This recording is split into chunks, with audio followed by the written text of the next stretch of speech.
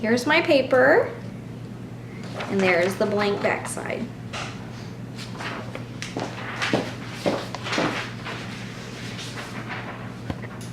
All right, today we are going to discuss how cancer survivors continue to battle long after their treatment. You would think that cancer survivors should never have to worry about any illness again, but some continue to battle every day just to have a normal existence. Childhood cancer survivors were impacted from being diagnosed with the disease. We will discuss their quality of life after surviving and look at some of the complications. Millions of children are diagnosed with cancer every day. You may know someone who has survived. Overcoming the disease is hard enough, but some survivors may continue to struggle with other issues. Today I will be discussing the impact that cancer has had on the quality of life for childhood cancer survivors. A subset of childhood cancer survivors are seriously troubled psychologically. The treatment of cancer may not be the cause of certain issues, and the perceptions are the antecedent to distress and the quality of life. Psychological issues affect childhood cancer survivors. Children who are survivors are physically and mentally affected by their treatment they endure. A subset of childhood cancer survivors are seriously troubled psychologically. Brad Simbrick and Wendy Landerer, authors of The Perceived Impact of Cancer on Quality of Life for Post-Treatment Survivors, studies showed that survivors suffered from depression and post-traumatic stress as adults. Gender also affects the outcome of the study. Female survivors reported more of the symptoms than male survivors did. For the most part, survivors of childhood cancer are expressively healthy. The study shows that for the ones who struggle psychologically and socially, the risk factors contributing to their distress are the same ones that are observed in the general population. Examples of these are female gender, lower household income, unemployment, and lower educational attainment. We have discussed some of the possible side effects of surviving cancer. Let's discuss why patients may feel this way. Undergoing treatment for cancer was not the cause of these specific issues. The medication was not the cause of the issues we are discussing. Patients would have a lack of involvement in educational and employment opportunities.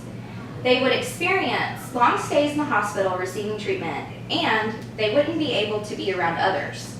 Survivors' lives were socially disrupted.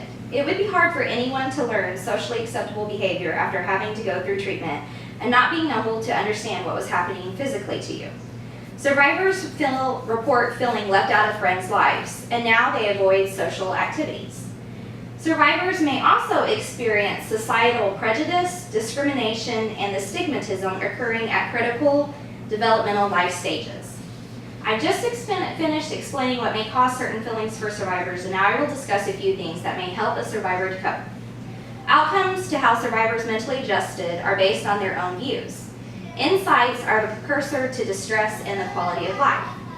So reducing distress symptoms may lead to changes in one perception.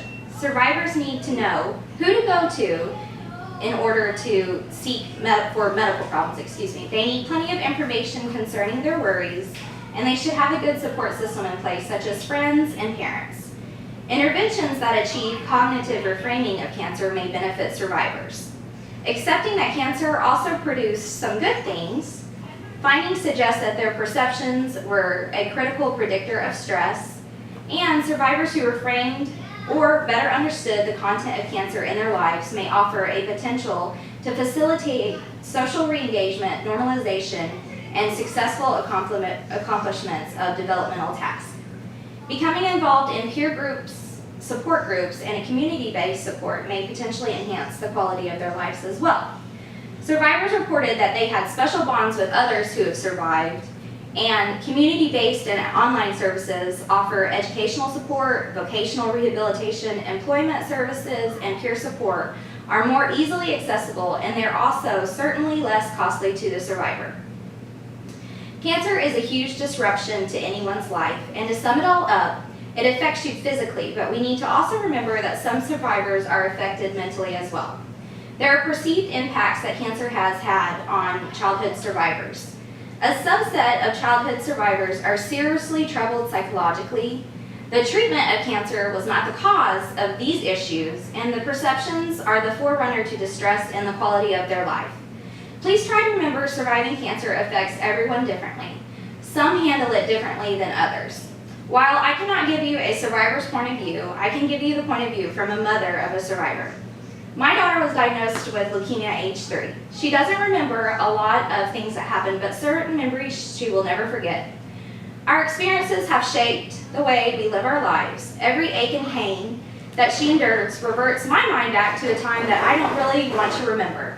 Not only do I worry about how the chemotherapy affected her body, but I also hope that it will not affect how she mentally handles situations, and that she will be able to cope with the stresses of day-to-day life.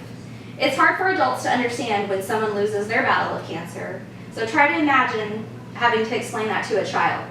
I was just a passenger on that journey, and I have lasting anxiety, so I can understand how survivors may suffer from depression and other ailments. Childhood cancer survivors carry around the physical scars of treatment, and we need to understand that some also have mental scars that may take longer to heal.